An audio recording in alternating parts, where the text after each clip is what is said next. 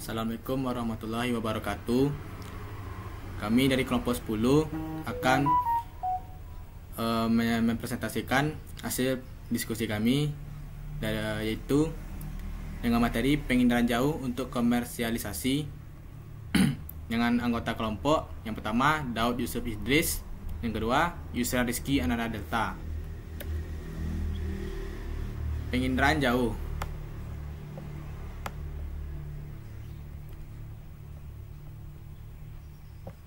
Penginderaan jauh merupakan ilmu atau seni untuk memperoleh informasi tentang objek, daerah, atau gejala dengan cara menganalisis data yang diperoleh. Dalam menganalisis, data dilakukan dengan menggunakan alat tanpa kontak langsung dengan objek, daerah, atau gejala yang akan diteliti. Penginderaan jauh sangat bergantung pada energi gelombang elektromagnetik. Gelombang elektromagnetik dapat diperoleh dari berbagai sumber, namun sumber yang sering digunakan adalah sinar matahari. Banyak sensor yang menggunakan sinar matahari sebagai sumber gelombang elektromagnetik. Sensor yang menggunakan energi dari pantulan cahaya matahari disebut sebagai sensor pasif, sementara energi dari sensor itu sendiri disebut sebagai sensor aktif. Penginderaan jauh untuk komersialisasi.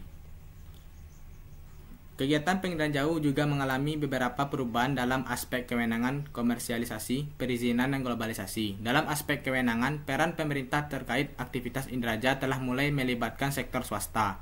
Dalam aspek komersialisasi, penginderaan jauh yang tadinya ditujukan bagi kepentingan pemerintah telah beralih untuk kepentingan perdagangan. Akibat adanya perubahan kebijakan terhadap restrukturisasi komersial di atas tentunya akan diikuti oleh restrukturisasi global. Penginderaan jauh khususnya resolusi tinggi harus memperhatikan persoalan perizinan dalam pengoperasian dan pendistribusian produk dari sistem inderaja. Pengaturan dalam pemberian izin sangat diperlukan karena sifat dual uses yang dimiliki teknologi inderaja. Kegiatan pengoperasian dan pendistribusian tersebut dikomersialisasikan kepada pihak-pihak lain akan dikhawatirkan dapat menyalahgunakan produk data inderaja.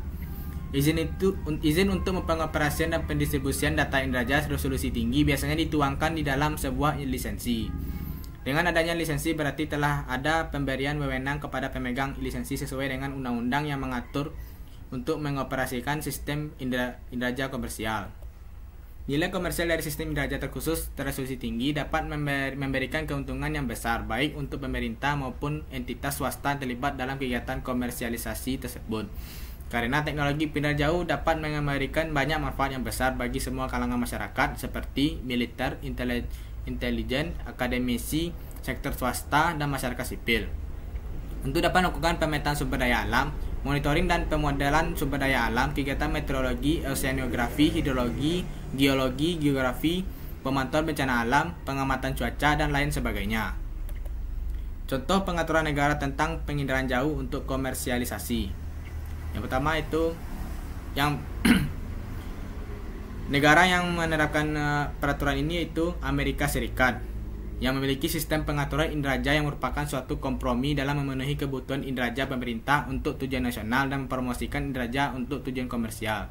Komersialisasi terhadap teknologi inderaja ini sudah mulai terpikirkan oleh Amerika Serikat sejak akhir tahun 1970-an.